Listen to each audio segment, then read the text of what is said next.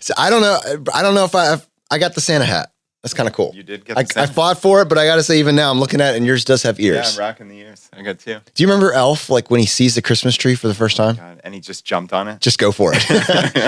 What would you do to go back and watch that movie for the first time? Oh my goodness. Yeah, it's funny. I think about that sometimes. Like, I wish I could go back to a world where I hadn't either read something or seen it. For me, it's the Harry Potter books. Oh, yeah. It's watching Elf and watching the movie The Hangover.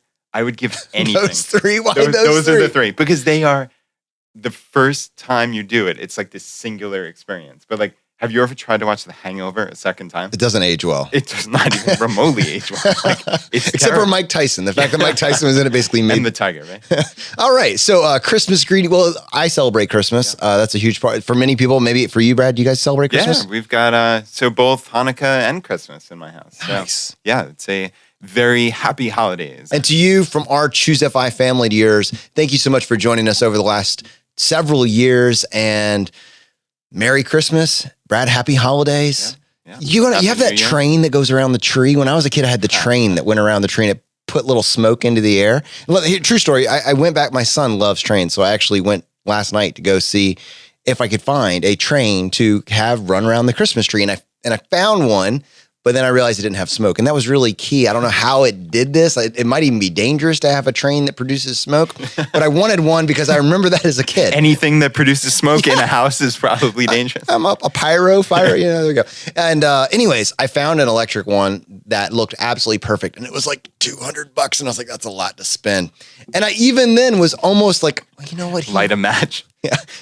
I was even then almost like, oh man, I could get that. And then I looked on there and yes, it was on Amazon Prime, but then secondary, it said, and this will arrive. This will be back in stock on December 25th.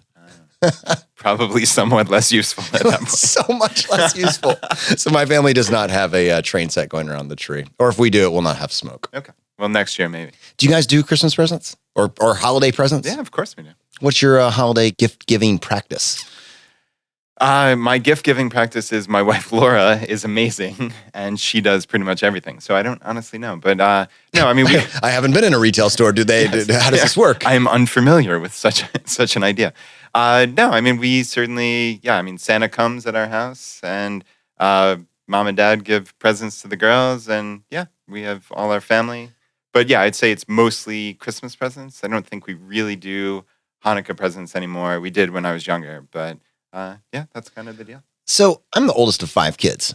I have a big family, right? And now I have nieces and nephews. I have grandparents. I have aunts. The family has gotten really large to the point where keeping track of everybody that you need to give a gift to and then assigning a dollar amount breaks my mind. Like, how do you budget for that? You can't start budgeting soon enough.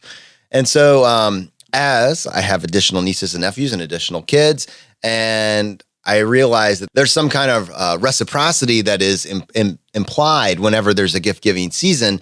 I've realized that not only is that not really feasible or scalable for us, but increasingly my younger siblings that are earlier on in their careers, it's unreasonable to put that on them. So we've been kind of figuring out, what does this look like to have a really fun, gift-giving season without everybody feeling stressed out. And I think a lot of people do go into Christmas and instead of, or the holidays, and instead of being able to really enjoy them, they're worried about how do they give that perfect gift or afford that perfect gift or whatever it may be. And so I have a couple things in mind. In our case, we're increasingly moving to one, just focusing on the kids, right? Focus on the little kids that really, that you see it for that first time, you come down the stairs, there's that, as opposed to, all right, this is just what you do every year and you don't have that innocent enjoyment of the experience as much anymore. Then let's not throw a ton of money at these gifts when really the token is that you've been thinking of somebody. And so we're moving increasingly towards the adult members of the family, like a white elephant gift, where we all draw a number out of a hat. Everybody brings a gift of a predetermined dollar amount.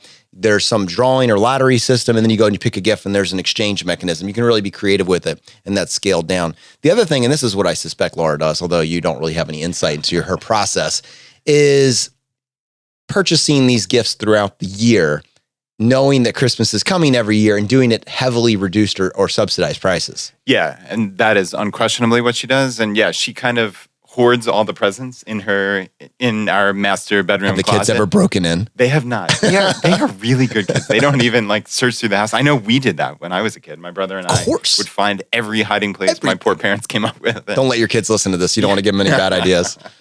But yeah, she certainly does that throughout the year. And yeah, we do a very similar thing where at this point, the nieces and nephews are the ones who pretty much get the presents. I think Laura makes a Snapfish like calendar, actually. And she actually just did it this morning for every adult member of the family. So she spends a couple hours. It's, littered with just all these family pictures and just little like the birthdays and the anniversaries and the little pictures on there. And it's really, really cool. It's just like a nice special thing she does. And of course, that doesn't break the bank. I mean, with Snapfish, you can normally get 50, 60, 70% off of their normal prices if you're just aware of it. So, I mean, she gets these calendars, right? I don't know precisely, but I think they're like sub $10 at this point. And it's a decent bit of work. She spends a couple hours on them, certainly. But, I mean, that is a cool present. This show is not sponsored by Snapfish, but I will just say, having gotten pictures developed with Snapfish and at your local pharmacy/photo development outlet, they're not even comparable. The photos from Snapfish, the quality there is incredible and the price is ridiculous. And if you go set up an account at Snapfish for the first time to do this, make sure that in a new tab, you just Google Snapfish coupon codes. Like, you have to do this because you will be able to get an additional 30, 40, 50, 60% off of that next order without having to plan ahead of time. There are always coupons available on the internet for that. And then the other thing I'll say, and this is kind of cool, I forgot until you mentioned that, I actually take the fact that we have Android phones and we take pictures throughout the year, and I share a photo library with my wife. So all of our phones aggregate together into one shared library, and I will go through and pick the best of, and I will make a year in review type slideshow, and I'll do it for different things. But I've had one for the last 4 or 5 years. And for us, that's one of the most memorable parts of our holiday, is that we kind of can get back and get a chance to sit back and watch how the kids have grown. I mean, my kids will never look like they do now, right? They are this incredibly cool age, and every year they're dramatically different. And to be able to kind of say, wow, that year was amazing. It's not lost. Brad, I have a total of like 30 to 40 pictures of my entire childhood. My son has 30 to 40 pictures of last Christmas.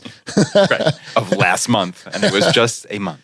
So don't lose it. Anyways, again, thank you so much for joining us. Merry Christmas, happy holidays, and we'll see you in the new decade. Brad, I have been practicing. The elf ear dance?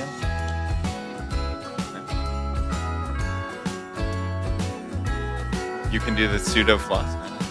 Show off. Turn that into a GIF. Brad, you've made it when there's a meme. The Jonathan Jiggle. I'm giving you so much to work with. So much.